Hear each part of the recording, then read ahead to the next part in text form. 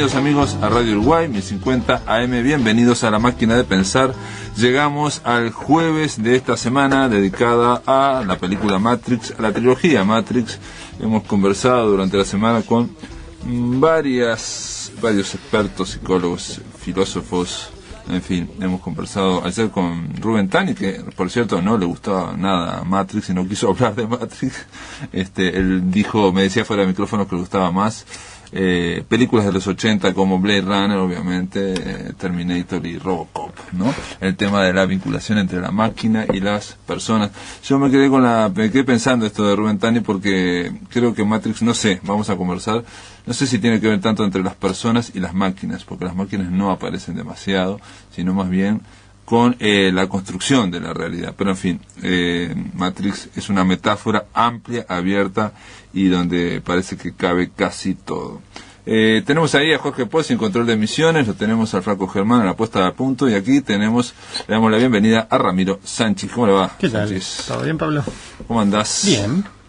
Así que a Tani no le gustó Matrix. No, a Tani incluso me dijo, pues no sé por qué los de tu generación les parece tan interesante o fundamental Matrix, y yo no pienso en esos términos, lo pienso en términos, en todo caso, de décadas, ¿no? En los 80 Blade Runner, en los 90 son cosas muy diferentes, ¿no? O sea, Blade Runner y Matrix, o sea, como ciencia ficción, como cine, bueno, son cosas muy diferentes también. Pero no veo por qué elegir una u otra. No, pero tienen puntos de contacto en esto. Claro, Philip K. Dick, sí. Philip K. Dick influyó en... y hay escenas de Matrix que son recreaciones, o sea, la escena en que entran al casi cerca del final del edificio, donde hacen ese último stand ahí contra los agentes, es muy parecido al Bradbury Apartments de Blade Runner. Y bueno, también hay lluvias en los callejones, en la oscuridad. Claro. Matrix es una película llena de homenajes, ¿no? Es una hiper narrativa en ese sentido. Es como los Wachowskis, sus directores y guionistas son claramente autores fan, digamos, ¿no? Esa cosa del autor como fan. Y eso se nota en la película, desde las referencias a...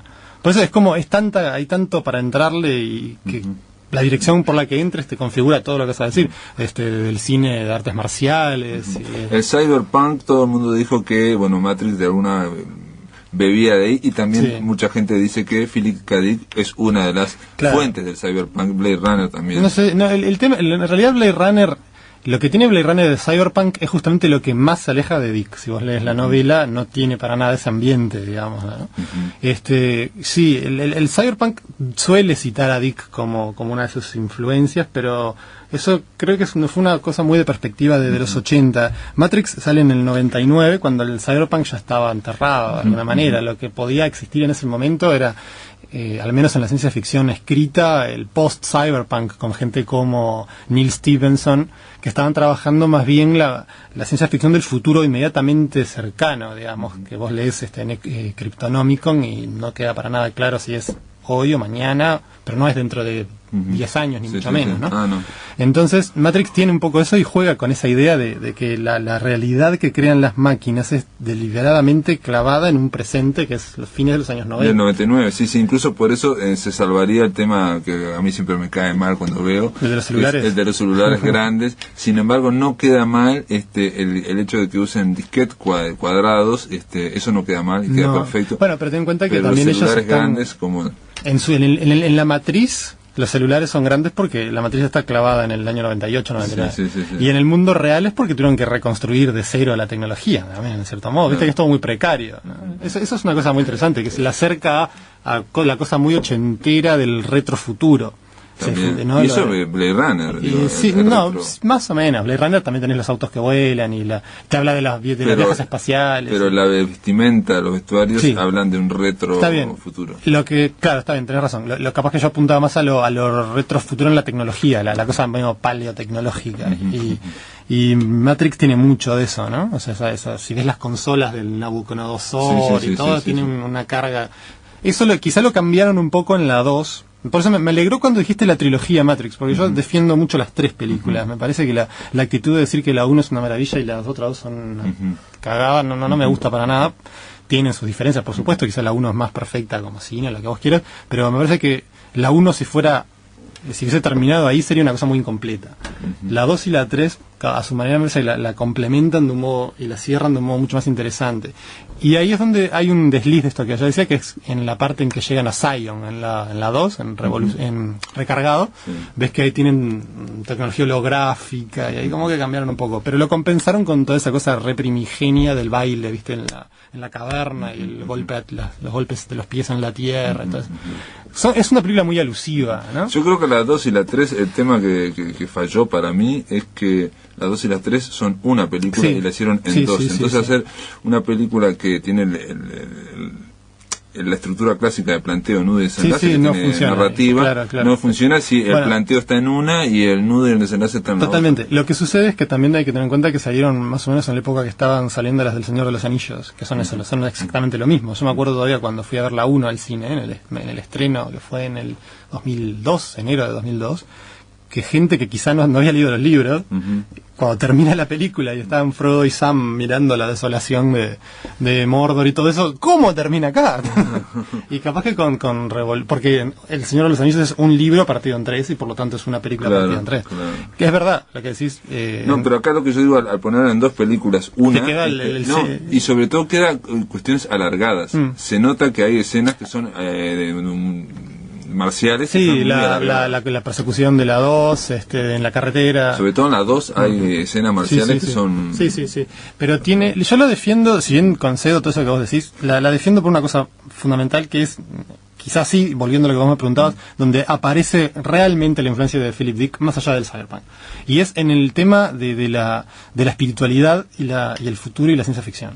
Eso es básicamente el fuerte de Dick, del último Philip Dick, el Philip Dick de Scanner Darkly, de Una mirada a la oscuridad, que es como se llama en español, en adelante, el Philip Dick de la última trilogía, Sivaimbi, el Philip Dick, bueno, ese último Philip Dick, que ya usa la ciencia ficción como vehículo para sus especulaciones metafísicos, ya que sé, teológicas, etcétera.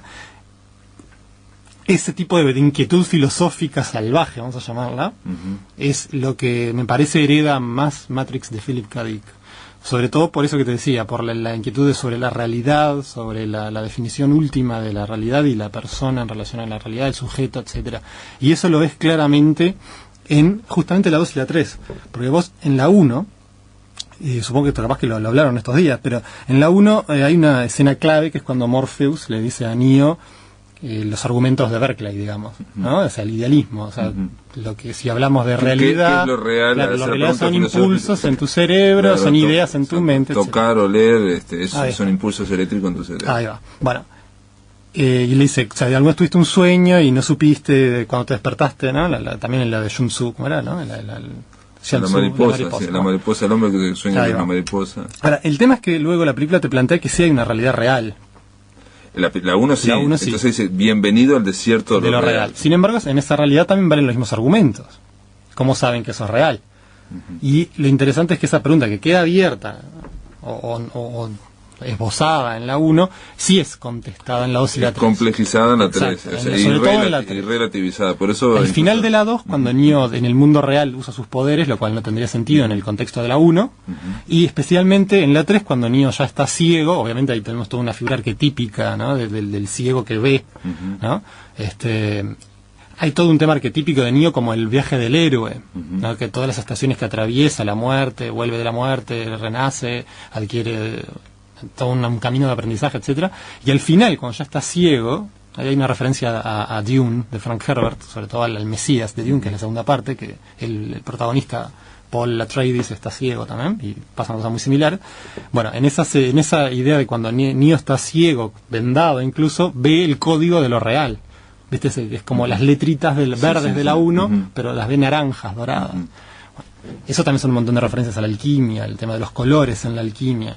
Y eso aparece mucho en la tercera. Y me parece que eso es sumamente interesante desde el punto de vista conceptual y complejiza y profundiza a la 1. Por eso me parece que no hay que descartarla. No, también hay gente que ha planteado que la 1 es tiene tiene influencias cristianas muy arquetípicas en cuanto a que se espera el Mesías, el Uno, el Neo, no sé qué, no y sé en la cuánto. lo construyen eso. Pero lo que dice, no, hay gente que dice que es cristianismo, pero gnóstico, no el cristianismo, digamos, ortodoxo que triunfó. Totalmente. Y el cristianismo gnóstico, una de las viene cosas de que Philip K. plantea, Dick. sí, digo, obviamente ahí está Philip K. Dick, una de las cosas que plantea es que el espacio o la realidad donde estás, te despertás a otra realidad, claro, y después te despertás a otra y realidad. Es básicamente el esquema de las 3 películas. Claro, entonces en la tercera película aclaran que miren que se despertó a la primera realidad, pero hay otras más. Hay otras más. La estructura, incluso los gnósticos lo que tienen que es una religión, no es una religión, bueno, es una no sé llamarlo, cosmoactitud muy amplia, en el sentido de que cada teórico, cada maestro de fe del gnosticismo,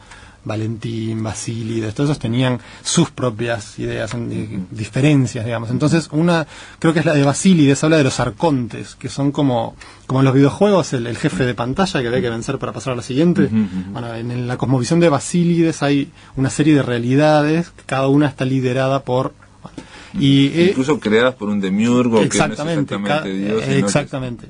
Y eso, si lo vemos, es tal cual en Matrix, en el sentido que tenemos, por ejemplo, al Merovingio, que es el amo y señor de cierto contexto de la realidad. Luego tenemos el arquitecto, que es el que engloba todo lo que es la matriz.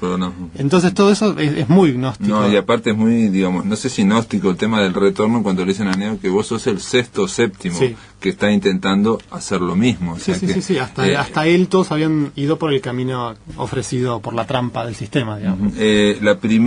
Para mí, la primera Matrix plantea la discusión de qué es lo real, ¿no? Que está convertido en lo real.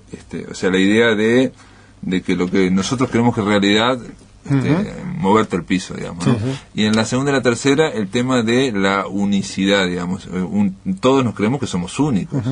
Entonces, claro, ¿qué pasa si te dicen, no, ya hubo 6 o 7? Esa es la 2, sobre todo, ¿no? Entonces te mueve el piso en cuanto a la historia. La 2 tiene, en cierto modo, la 2 también tiene su lógica interna, en el sentido de que tenemos a un niño desorientado que no sabe qué hacer, se le da una pista, avanza hacia eso, y cuando llega pasando por alto un montón, o sea, venciendo un montón de trampas y todo, descubre que en realidad era toda una trampa más, que es lo que dice el arquitecto, y toma una decisión que no sabe qué va a suceder. Ahí es donde quiebra y empieza la 3. Entonces, claro, es un final un poco raro. Pero... Y aparte, lo que está diciendo es importante, porque él pasa, digamos, de qué es la realidad en la primera, ¿no? O sea, que lo importante es la percepción, a cuál es mi elección. Claro. Y empiezan a decir que lo importante es la elección. Claro, ya no importa la realidad, sino que importa tu elección. A la vez también le dice el oráculo que todos ya elegimos. ¿Viste? Que el oráculo tiene esa concepción del tiempo como que todo ya pasó. ¿Viste? En la 1 está muy claro cuando le dice, no te preocupes por el jarrón. Y dice, ¿qué jarrón? Y se vuelve y lo rompe. Sí. Entonces él dice, bueno, pero lo más complejo no es que se haya roto, sino se hubiese roto si yo no te decía nada. Entonces todo el tema de, el determinismo, el libre albedrío, etcétera. Y en la segunda el oráculo le dice, no estás acá a tomar la decisión, ya la tomaste, venís a entender por qué. Entonces eso, claro, tiene que ver con la percepción del tiempo que tenemos, ¿no? Y me parece que es uno de los planteos que quedan un poco más en el aire en esa última doble película que es la 2 y la 3. Es verdad que tiene escenas muy largas de pelea, eso es indudable, ¿no? Toda la secuencia que es muy espectacular de Neo con todos los agentes cuando se empiezan a duplicar. No, y aparte ahí esa puede estar interesante, pero son medias largas, y incluso hay muchas conversaciones con generales, todo esto que no tienen el poder, claro. No, la 1 es mucho más perfecta como narrativa, eso está claro. La 2 y la 3 no aparte de lo que tiene la 1, una cosa brillante que es lo que llamó mucho la atención es primero el planteo, o sea, lo que es, ¿no? Lo que es la realidad, la idea, toda esa idea de seres humanos conectados a algo, ofreciéndose como pila, como batería. O sea, estamos quietos, conectados a algo, mirando algo, y mientras tanto nos sacan la energía vital, ¿no? Para hacer baterías para que ese mundo continúe, ¿no? La idea de sistema totalmente cerrado. Bueno, obviamente se lo puede leer como una alegoría, ¿no? O sea, es que todo es una alegoría, porque cuando Neo dice que estás en una prisión que no puedes ni oler ni no sé qué, digo, podés planteártelo en Matrix, pero yo lo veía hoy de nuevo, ¿no? Y eso es un discurso de los años 60, también es contra el sistema. Claro. Bueno, claro. Lo que sucede es que en realidad la vuelta que le das en la 2, cuando vos ves que toda esta lucha contra el sistema en realidad está prevista por el sistema. Claro. Esa es la Catch 22. Exacto. Eso es del lado no tan... Me acuerdo cuando iba a salir la 2, un amigo que sacaba una revista que se llamaba Días Extraños, hizo una reseña de lo que se había enterado que iba a ser la película, y estaba muy entusiasmado porque decía que iba a ser de vuelta una historia de hackers y no el verso místico del elegido. Y la 2 funciona un poco así, porque ves cómo está todo pautado, lo del elegido es todo mentira. Sí. Y el cerrajero y todo. Ahí está. Entonces todo eso en realidad es como una vuelta a la base contestataria de la película. Y lo que te está diciendo es, ojo, porque en realidad todos estos mecanismos de rebelión muy sesenteros de la 1, en realidad vos lo que estás haciendo es entrar en ciertos caminos que te preparó el sistema para agotar tu presión y que no pase nada en realidad. Entonces, claro, lo que hace Neo es tomar el camino de la nada, si se quiere. O sea, el planteo, digamos, del gran arquitecto es que el propio sistema genera rebeldías, genera micro revoluciones para son aflojar la presión. El diálogo, quizás lo mejor escrito, vamos a decirlo, de la película, lo mejor en tanto texto, es el discurso del arquitecto. Me acuerdo que cuando pero está en la tercera esa, no, en la 2, al final de la 2. Me acuerdo cuando se lo veía, la gente decía, pero eso no se entiende nada. Pero lo lees con cuidado, y están tan cuidadas las palabras que dice el arquitecto, y aparte está muy bien actuado. Y le explica todo en términos de la ecuación, y tiene una suma. Y en términos de entropía la entropía es la alegoría, la analogía, la alegoría, la representación, metáfora visual de la entropía es Smith. Smith se duplica, pero siempre es el mismo, es ruido en última instancia. Que eso es interesante, porque en la 1 el mal son las máquinas. Que Smith es una representación de ellas, eso es muy Philip Dick también, antiempático, ¿no? Carece de empatía por completo, cuando tiene atrapado a Morpheus. Y en la 2, en cambio, si bien hay un conflicto con las máquinas, tanto las máquinas como los humanos están amenazados por Smith. ¿Y qué es lo que va a pretender Smith? Es que todo se smithifique. Claro, es un virus que se duplica a sí mismo. Se duplica a sí mismo. Claro, y curiosamente es lo que le dice a Neo en la 1, los humanos son un virus. Entonces eso es muy interesante. Pero aparte se duplica porque Neo entró en él, ¿no? Claro, bueno, eso tampoco... Sí, no queda muy claro nunca, pero se sabe, la sugieren que la fusión con Neo los modifica a ambos. Pero la duplicación de Smith genera más Smith, entonces es como una cosa pobre, digamos, ¿no? Es una tiende a cero. Por eso es la entropía. Creo que el lugar de las máquinas las máquinas son el mal, pero el mal en tanto información también. Es decir, nosotros nunca sabemos qué es lo que opinan las máquinas o qué es lo que quieren las máquinas. A diferencia de, por ejemplo, en Blade Runner, que podemos ver a las máquinas queriendo ser humanas o demostrando que las máquinas pueden ser más humanas que los humanos están deshumanizados, ¿no? Bueno, y en Matrix tenés a los programas como al final la pareja de indios con la niña, que son dos programas que generan un programa que aparece en su realidad como su hija, la verdad, que son, no me acuerdo qué negocio hacen con el merovingio. Bueno, y ahí tenés programas que se comportan humanamente. Entonces ahí también hay otra vuelta Blade Runneresca, en el sentido de que vos en Blade Runner, en realidad eso está mucho más claro en la novela, en Sueño de los androides, donde vos tenés humanos que se comportan empáticamente, humanos que se comportan androidamente, androides que se comportan como androides y androides que se comportan como humanos. Exacto, ¿no? Y que no se puede al final distinguir nada, al extremo de que el protagonista duda de si él será humano o no. Bueno, o porque él sabe que es humano, pero está actuando como un androide. Es una discusión eterna que se tiene por ahí, pero no en la película, pero lo sugiere, pero en el libro él se plantea en un momento, pero esto que estoy diciendo yo, en la película lo diría un replicante, digamos. No, y la película Rachel le dice alguna vez. Rachel lo prisa. Rachel. Vos tomaste alguna vez el test, ¿no? Entonces, bueno, pero más allá de eso, el tema es que la respuesta de Philip Dick en su novela es que no va en máquina o humano, va en empatía o no.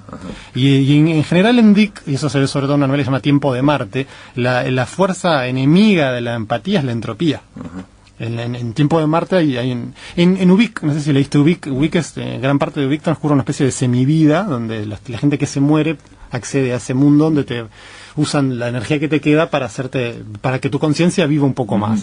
Pero hay una entidad que se llama una especie de matriz de alucinación colectiva. Vos pasas a vivir ahí, vos vas a ir decayendo porque tu energía se va perdiendo, pero en la medida en que estés ahí, pues podés vivir unos años más. Pero hay una entidad que se llama Yori, que lo que va haciendo es como fagocitándose a todos para robarles esa poca energía que tienen y vivir más él. Entonces, Eso es muy Matrix, es Smith, Sí, en cierto modo, lo ¿no? que hacen los Beatles, sí. Y aparte es lo que hace Smith concretamente. Y ahí tenés entonces cómo la realidad que plantea este Jory es sumamente entrópica y en cambio la alternativa es la empatía. Eso es una de las cosas que quedan claras de la obra en general de Philip Dick, y en Blade Runner la película lo sugieren mínimamente, y creo que en Matrix está de un modo más complejo, capaz que no tan claro, pero es la opción entre Neo, digamos, que su móvil es la empatía hacia Trinity y hacia la humanidad, si se quiere, pero especialmente a Trinity, y Smith, que es la entropía, digamos. Sí, y eso es otra cosa muy dickiana, si se quiere, entonces, de las películas. Es lo que te decía, en realidad uno puede hacer el mismo tipo de análisis tomando cualquier otra formulación. Sí, ¿no? sí, yo estuve leyendo, viendo un documental que hay en YouTube que se Regreso a la Fuente de Matrix, y lo que vemos en ese programa, que dura 45 minutos, está interesantísimo, es simplemente filósofos de Harvard, lo gracioso es ver la cara de los filósofos, ¿no? Porque ahora actuales, todos hablando de los filósofos que ven en la película, claro. Y esto ya lo dijo Zizek, que funciona como un test de Rorschach en Matrix, porque cada filósofo ve lo que quiere ver. Entonces hay uno dice, nunca vi tan bien puesto a Berkeley como en una cosa de cultura de masas. Otro dice, pero y Platón. Pues está claro que es lo que ve Tani, ¿no? O sea, ve lo que quiere ver. Exacto. Después se habla de Berkeley, se habla de... Bueno, cada uno va diciendo, desarrollando el filósofo y diciendo qué bien de Baudrillard, obviamente se habla. Está literalmente aparece, ¿no? Pero aparte, tratando plásticamente en imágenes muy fuertes, describiendo toda la filosofía o el pensamiento de Baudrillard. En fin, después de la pausa, amigos, continuamos aquí en La Máquina de Pensar, hablando con Ramiro Sanchís sobre el universo Matrix. En el aire de Radio Uruguay, La Máquina de Pensar. Continuamos acá a La Máquina, conversando con Ramiro Sanchís sobre Matrix, así que Philip K. Dick, William Gibson, bueno, hemos hablado durante la semana, Neuromante, todo el mundo dice que, por un lado, Matrix se nutrió de ese cyberpunk, después hay mucha gente que dice que lo traicionó y que la parte mística no tiene nada que ver. O sea, y aparte el hecho de que sea un solo protagonista, que no sea un grupo. Sí, creo que para el año en que pueden haber escrito este guión los Wachowskis, no sé exactamente cuándo habrá sido, pero en algún momento de la segunda mitad de los 90, vamos a poner. Sí, en el 96 creo que, 95-96. El cyberpunk estaba tan asimilado que hacer una referencia a eso no era hacer una referencia a Neuromante, ni a Quemando Cromo, ni a ninguna... Ya era una cosa que desde el punto de vista menos de la ciencia ficción, no sé. Sí. No nos olvidemos que acá todo eso llegó medio tarde, ¿no? Ellos son todos bien del mundo de los cómics, claro. tengo que decirlo. Sí. Aparte habían escrito cómics. Por eso me parece que es exagerar un poco, dejarse llevar, decir, esto es Neuromante. Sí, es Neuromante en el sentido que es realidad virtual, pero eso también hay, yo sé, el software, toda la tetralogía de Rudy Rucker, es el transrealismo, que es una corriente que inventó un autor post-cyberpunk o cyberpunk llamado Rudy Rucker, que es genial, digo, y me parece que todo eso, en cierto modo, es mucho más importante a la hora de pensar en Matrix que ir directamente a decir, no, acá estamos hablando con una referencia a William Gibson. Digo, con todo lo que me parece que William Gibson es un gran escritor, pero no, me parece que tampoco nos dejamos llevar. Y de último, lo notable es que estamos hablando de una película de artes marciales también, ¿no? Sí, claro. Que ellos querían hacer como una película como agente de Hong Kong, trajeron al principal especialista de Hong Kong, claro. Y por otro lado se puede hablar de Nietzsche, y yo pensaba, todo el análisis de Nietzsche que estuve leyendo también se vincula con, con 2001 también, que 2001 tiene Nietzsche, en fin, es decir, se pueden trazar muchos afinidades. Con 2001, en cierto modo creo que alguien, no sé si, hasta creo que Arthur Clarke lo sugirió cuando todavía no estaba tan senil. Se ve que la mejor ciencia ficción en cierto modo es la que más connota ese tipo de cosas. 2001 es un ejemplo. En realidad, si uno mira 2001, la película, connota más filosofía. Exacto, y sí, incluso la vuelta más espiritual, metafísica, en el buen sentido, no la cosa New Age, vamos a decirlo, pero esa indagación vital, que es lo que uno ve en Philip K. Dick. O sea, Philip K. Dick, por suerte, buscó todo esto en la década de los 70. Capaz que si lo hubiese hecho en los 90 estaba muy arrinconado por toda la New Age, y todo lo que era la era de Acuario y todo eso. Pero bueno, más allá de eso, me parece que la mejor ciencia ficción siempre tiene algo de eso, y es la diferencia entre 2001, la película, y las posteriores novelas de Arthur Clarke, 2010, 2061, donde el ímpetu de que la ciencia explique definitivamente todo, que es lo que hace la ciencia ficción. No toda la ciencia ficción de Arthur Clarke, pero gran parte de la ciencia ficción de Arthur Clarke creo que arruina un poco el asunto. Entonces, esa es en cierto modo, uno dice, bueno, lo tomó de Philip K. Dick, pero también lo tomó de la mejor tradición de la ciencia ficción, me parece, ¿no? La de 2001, la película, la de algunas cosas de Theodore Sturgeon, Philip Joseph Farmer, todo eso me parece que bueno, Fritz Lang, hay un montón de autores que trabajaban eso y que Dick los leía, los había leído y no lo construyó en el aire. O sea que, claro, en Dick estalló todo eso por un tipo que se pasaba horas y horas en su casa escribiendo teorías filosófico, metafísico, espirituales delirantes, que ahora salió el libro. Hay, por ejemplo, esto no lo dije durante la semana, pero están los evangelios apócrifos, claro, que en eso se basan un poco los gnósticos. Y todo el tema. Y hay en un evangelio apócrifo dice, por ejemplo, lo leí yo una vez, que Jesús es crucificado para que parezca que se va a morir, no sé qué, así engañar a la muerte, entonces logra atravesar eso y después rescata a Adán y a toda la humanidad que estaba ahí. Sí, eso ni siquiera está, eso tampoco es tan apócrifo, eso es el tema de qué hizo Jesús en el infierno. Y bueno, es el descenso, dorada, el descenso de los tres, ¿no? Y Neo en la Matrix es exactamente eso, lo mismo. Pero de hecho baja al infierno al Club Hell, ese de en la 2, sí. ¿no? No, pero es tal cual, o sea, todo el camino de Neo, incluso yo había leído en su momento, ahora no, en su momento, que me refiero sobre todo cuando salieron la 2 y la 3, 2003, 2002 creo, había todo un análisis que había leído sobre que Neo se llama Thomas Anderson. Sí, ¿no? Que es el hijo del hombre. Claro, Ander es Andros y el hijo del hombre. Claro, y Tomás, bueno, el evangelio de Tomás, que es un evangelio gnóstico. Bueno, a ese nivel, digo, obviamente también hubo una cosa de hiperinterpretación, pero yo creo que la película lo fomentaba y en cierto modo es como diciendo, bueno, ahora sigan ustedes, ¿no? Como pasaba con Lost. La serie Lost también tenía un poco esa cosa hiper, en el sentido de que todo lo que tramaba trascendía los límites y estallaba, y entonces en Lost todos los que la seguíamos, me acuerdo, nos juntábamos unos amigos el día que se podía bajar para verla, y entre ese día y el siguiente, cuando nos veíamos o hablábamos o lo que fuese, era todo teorizar qué podía ser esto, qué podía ser lo otro, y Matrix generó exactamente eso en el formato cine. Ajá. Y en Lost pasa algo similar en cuanto a qué es la realidad también, ¿no? O sea, el tema de la percepción. Lo que tiene de bueno estas películas es que parten de esa premisa que de alguna forma nos en una narración clásica, ¿no? de acción, te plantean dónde estás parado, sí, ¿no? Claro. Y eso es lo fundamental y es importante en el arte, ¿no? Que uno se llegue a esa duda, ¿no? ¿Dónde estoy parado? O ¿dónde está parada la especie humana? O si estamos solos en el universo. Y lo conmovedor es cuando eso también se vuelve una búsqueda personal, sentida a nivel, yo qué sé, corazón, alma, como quieras llamarlo. Es lo que a mí me conmueve.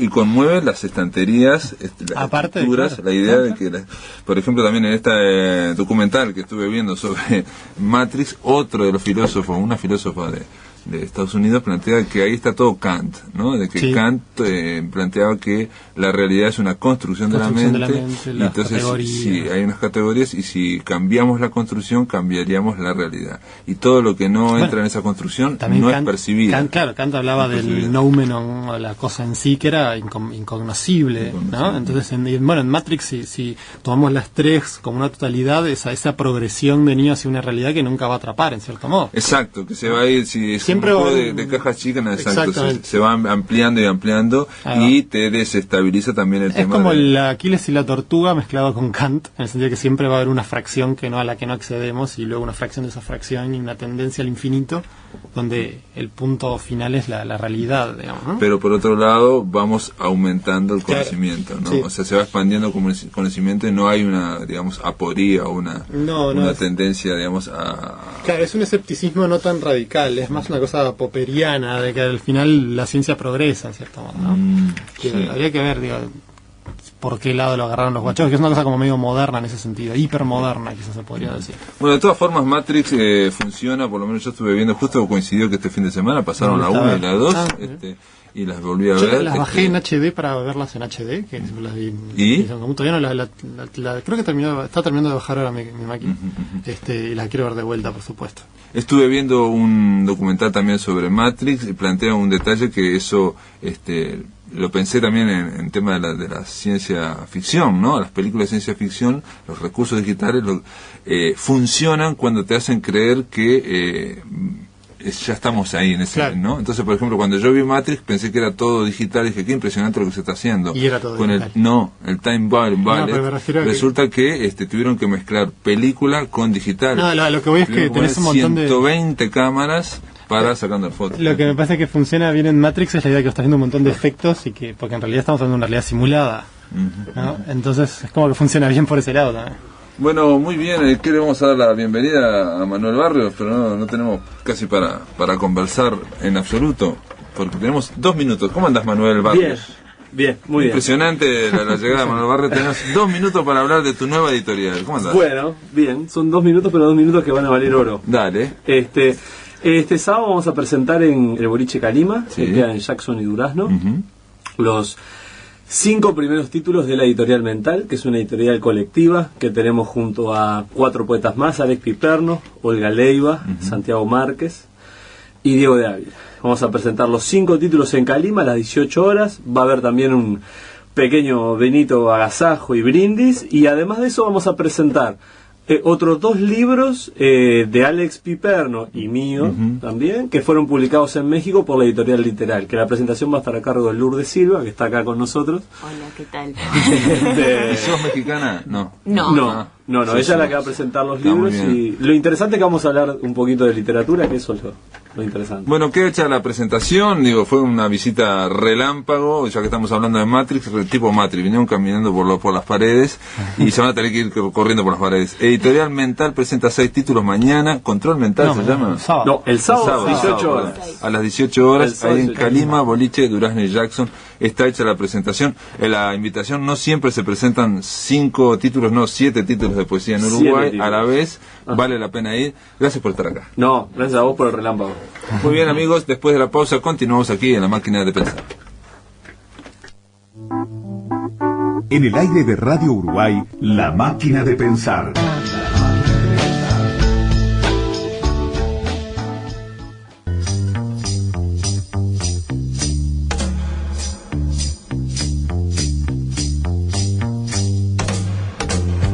No habrá un final feliz.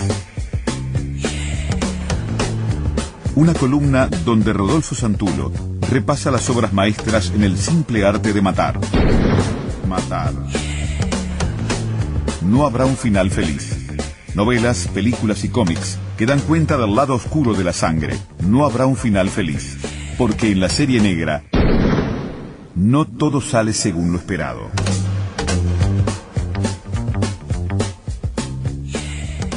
Muy bien, estamos recibiendo acá a Rodolfo Santulo. ¿Cómo andás, Fito? Pablo, ¿qué tal? ¿Cómo te va? ¿Qué nos trae para hoy en su columna No habrá un final feliz? Nos remitimos al año 1999, cuando... 1999, año de Matrix. Exacto, La pero película Matrix. que también tiene ciertos aspectos policiales, si se quiere, al menos hay mucho tiro. No, pero nos vamos al mundo de las viñetas, y en particular a una publicación de la DC Comics para su sello Vértigo, un sello que se destaca, o se destacaba, por evitar superhéroes, y contar historias más cercas de la realidad, o al menos con un grado más para adultos. De Vértigo, por ejemplo, sale el personaje de John Constantine, el de Hellblazer, Sí. que es como unas historias de magia negra y todo muy adulto. Igual eso es súper fantástico, ¿no? Sí, pero lo que subían era, digamos, el nivel de edad de los lectores. Y también hay un nivel de referencias también, ¿no? Todo completamente, Culturales, ¿no? sí. De hecho, con la saga de Constantine continuamente se remite a Lovecraft. Bueno, pero nosotros nos vamos hacia algo un poco más de asfalto y plomo, porque nos remitimos en particular a una miniserie de 4 números que salió entre mayo y agosto, que se llamó La Escena del Crimen. La Escena del Crimen es del guionista Ed Brubaker, un guionista que justamente ha hecho mucho su carrera como escritor de policiales, junto con otro guionista que se llama Greg Rucka. Crearon unos años más tarde una serie que se llamó Gotham Central, que contaba las aventuras de la jefatura de policía de Ciudad Gótica, donde Batman casi que ni aparecía. y era las historias de la unidad de crímenes mayores. Sí. O sea, cómo precinto, cómo enfrentaban los policías a los supervillanos. Eso cuando no estaba Batman. Claro, pero en realidad aún cuando está Batman, porque estás hablando de unos tipos que tampoco les llamaba demasiado la gana llamar a Batman, era como reconocer que no sabían hacer su trabajo. Bueno, de los primeros pinitos que hizo Brubaker fue justamente con un gran dibujante que se llama Michael Lark, que es un dibujante maravilloso, sobre todo realista. Hicieron esta miniserie que remite directamente para empezar, a Chandler. El protagonista es un detective privado que se llama Jack Herriman, cuya pasión por el misterio y el crimen viene de que su tío, que se llama Knut Herriman, es un fotógrafo de escenas de crimen, ya jubilado. Y él, el detective, Jack, tiene la oficina encima de una galería de arte que se llama La Escena del Crimen, donde el tío expone fotos de su trabajo. Claro, fotos antiguas. Claro, el tío era de la época incluso de las cámaras esas que tienen el flash de tungsteno arriba del Banff. Y este tiene la oficina ahí arriba. Y bueno, todo arranca, la miniserie en particular se llamó un pequeño pedazo de Buenas noches. Y la idea de Brubaker era continuarla, pero aquí estamos, ya casi 13 años más allá y no lo siguieron nunca. Lo que no quita el mérito de esta miniserie en particular. El esquema es muy clásico. Cae por la oficina de Herriman una muchacha que se llama Alex Jordan, le pide que busque a su hermana, que desde que se ha vinculado como con una comunidad hippie de Los Ángeles no ha tenido más datos de ella. La maldición de los Dane, ¿no? El busca usted a mi hermana, si te fijas en la novela negra, ¿no? La cantidad de hermanas desaparecidas debe conmover cualquier estadística. Bueno, y la cantidad de extrañas damas de negro que entran, eso prácticamente... Sí, detective, tal cual. Bueno, en particular esta historia de Brubaker y Lark, obviamente no le lleva ni 8 páginas empezar a investigar al amigo Herriman para encontrar que se destapa una famosa olla de mierda donde empieza a salpicar para todos lados, donde hay asesinatos, corrupción, lo que redes de pornografía, además prostitución. Lo clásico, él tiene un buen amigo en la policía, pero el resto de la policía no quiere saber de nada, con un detective privado. Él además el personaje de Jack Herriman está muy bien construido, es un tipo con sus propios bemoles, de hecho tiene un ojo de vidrio a raíz de un accidente cuando era un niño. Entonces es como un tipo que tiene sus cargas, digamos su propia mochila, vinculada además con un misterio que lo empieza como a tocar muy de cerca, se involucra con su cliente. Y yo diría que Brubaker construye una historia que se divide en le debe a dos grandes influencias. El esquema es muy Chandler. E incluso también Sam Spade fue a buscar alguna hermana desaparecida, así que también tiene algo de Hammett. Pero luego, a medida que empieza a investigar y se inserta en la comunidad hippie, empieza como a sacar los trapos sucios, yo creo que se remite más a las novelas de Ross MacDonald, de esa especie de clase alta en decadencia que tenía muchos trapos sucios escondidos hace 20 años atrás. Porque las cosas que va encontrando Herriman son cualquier cosa menos agradable. Una pregunta, pero ¿qué tiene que ver toda la parte de la fotografía y la galería de fotos? Nada, es el inicio. Es el escenario. Es solo él y el tío le da algún consejo en algún momento, pero... Luego él va por la de él. De hecho, hay que ser justos. Va por la de él, pero utilizando para abrirse puertas el nombre del tío. Porque el tío es como una especie de leyenda mítica, ¿no? Es ese tipo que fue el fotógrafo de las escenas del crimen. Sí, estuvo en todos lados. Claro, entonces él, usando el apellido Herriman, alguna puerta se abre. Pero en realidad lo que termina ocupando la historia es la búsqueda de esa hermana, que vamos a no contarlo, pero nada es como parece, obviamente. Bueno, esa es la premisa máxima de la novela negra, ¿no? Nada es lo que parece, ¿no? Eso es... de buenas a primeras, o sea, puedo decir sin quemar nada de que no es tan sencillo lo de la hermana desaparecida, y los hippies en particular, estos no son muy pacíficos, no siguen demasiado las leyes de paz y amor. Y a medida de que Herriman se va involucrando en lo que va... Y todo esto estamos hablando obviamente de la década del 60, ¿no? No, está ambientado en el 99. Ah, eso es importantísimo. Está ambientado en el 99. Estamos hablando de hippies en el 99. Sí. Una comunidad una comunidad hippie en el 99. Pero no son tan raras. No, pero tiene Y tiene un poder adquisitivo alto, porque en realidad las comunidades hippies de la actualidad, entre comillas, porque estamos hablando de hace 10 años, son gente que se puede permitir el aislamiento. Sí, y... sí. Entonces es como grandes mansiones tipo en las afueras de Los Ángeles, donde Herriman se empieza cada vez más a meter, investigar, y obviamente le empieza cada vez a costar sangre, sudor y lágrimas. Como toda buena novela de detectives, en algún momento para el tipo empieza a ser más personal que profesional. Claro, y estas fachadas de hippie, paz y amor, detrás siempre esconden otra cosa. Que no vamos a revelar aquí, sino que ustedes deberán buscar esta historieta, que es muy fácil de conseguir en los tiempos que corren, aunque como siempre decimos, aquí en La Máquina de Pensar, no promocionamos la piratería de ninguna manera. Pero como decía Carlos Regeman, con el que estuve hace un tiempo, dice, bueno, pero capaz que yo me lo encuentro casualmente. Claro, exacto, o sea, sin promoverlo. Caigo sobre... Tiene eso internet, pero de alguna forma, digamos, es serie negra del 99 y en los Estados Unidos de la década del 90, ¿no? Exacto. Tiene... Lo cual lleva debe llevar a ciertas reflexiones también, ¿no? Porque digo... Pero vos sabés que... Poner comunidad hippies en los 90, digo, ¿no? El género policial actual, o sea, yo creo que el género negro tiene la virtud de no haberse estancado.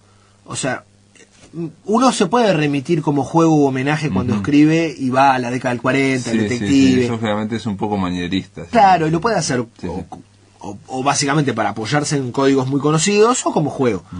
Pero si vos te fijás, hay camadas y camadas y camadas de escritores han seguido avanzando y el género ha ido acompañando. O sea, vos te vas a un tipo como Michael Connery, por ejemplo. Y Michael Connery ambienta novelas policiales en la actualidad. O sea, no, y yo leía también un poco cuando estuve preparando aquello, la semana de Hammett, que por ejemplo Larson, el sueco, de alguna forma puede ser una especie de Hammett en el sentido de denunciar la corrupción, ¿no? Las redes, o sea, va cambiando la Larson, forma... el de Millennium, no me insultes a Hammett, te pido por favor. Pero va cambiando las formas del delito. Eso quiero decir, las formas ¿Por qué no mencionar que es quizás a Mankell, que es un ejemplo? Bueno, Henning Mankell, bueno, te gusta más Mankell, sí. Un escritor un poco más serio que el otro chanta de... ¿No te gusta nada, Larson? ¿Vos leíste? No, bueno. Y Mankell no me gustó mucho igual. Bueno, está bien, no entremos en Mankell, pero nos quedamos un segundo en Larson. Está bien. No, Larson, con Larson, creo que conoce. Un tipo que hace una novela de 800 páginas, donde básicamente su mayor interés es que el protagonista se acueste con todas las mujeres que están más o menos bien, llega al punto de que son como 6. Me estás haciendo... Pero esa parte de la serie negra también. No, el Continental Loop, mira, me hiciste acordar de la semana de Hammett, el Continental Loop era un perro viejo y apaleado. Marlowe creo que... Pero Mike Hammer... No, pero Mike Hammer de Mickey Spillane. Sí, pero ahí ya estás haciendo trampa. Porque Mike Hammer era Mike Hammer no va en el tono de los detectives serios. Por el contrario, es como la más variante hardboiled, importa el sexo y la violencia. Pero el formato de un detective que investiga, o sea, Lou Archer de Ross McDonald, yo creo que si tiene un éxito sexual en su carrera de 30 novelas es mucho. En el caso de Mike Hammer, que es una exageración, lo reconozco, pero el esquema es el mismo. El tipo va encontrando. Lo que pasa es que, claro, es como James Bond. Y aparte es lo más parecido con agentes secretos como James Bond. No, pero además era tremendo. Yo me acuerdo de aquella serie con Stacy Keach. Cada vez que aparecía un tipo le decía, porque tú eres mi amigo, Mike, ¡pimba! Le mataban. Era más peligroso que ser amigo de Mike Hammer. Bueno, volviendo a la escena del crimen, la escena del crimen además sirvió, por el contexto histórico y la editorial, de abrir una puerta al género. Porque fue de los primeros intentos de hacer policial negro en historieta moderna, si se quiere. Porque el policial negro siempre ha tenido cabida en la historieta. Pero siempre ha estado más en el formato que decíamos hace un rato, más remitido a la época, más lúdico, o sea, también más girado hacia el hardboiled, el detective como fuerza elemental indetenible. Sí, en realidad el detective como una pulsión, que es o erótica o mata y nada más, y hace algún chiste en el medio y ya está. Y eso es todo, amigos. Mientras que la escena de crimen abrió la puerta para hacer un policial negro adulto, que ya te digo, después el propio Brubaker lo continuó, pero se abrió la puerta como para que los personajes de superhéroes que lo pudieran permitir, Daredevil, por ejemplo, Punisher, esos dos en Marvel, el propio Batman, que empezó a ver historias donde era más un detective que un superhéroe, empezaron a llamar... o sea, esto abrió la puerta a que el policial negro adulto y moderno pudiera llegar más a la historieta norteamericana, porque en Europa el policial negro sí había estado presente. Me viene a la mente Largo Winch, por ejemplo, la saga de novelas gráficas francesas que tratan sobre un detective. Volvemos a lo mismo, un detective a veces más hermanado con Mike Hammer o James Bond que con Lou Archer o Sam Spade. Sí, algunas veces con Sledgehammer. Con Sledgehammer, qué gran personaje Sledgehammer. Eso es otra cosa. Confía en mí, es exactamente lo que hago, decía, volaba un edificio por su caso. Fue como una manera de permitir también el género negro pelea continuamente se tiene que legitimar una y otra vez, porque no importa la época y el actual, no faltan los detractores que lo consideran burdo, sí, o previsible, menor. o un esquema también, ¿no? Digo, tiene algo de esquema también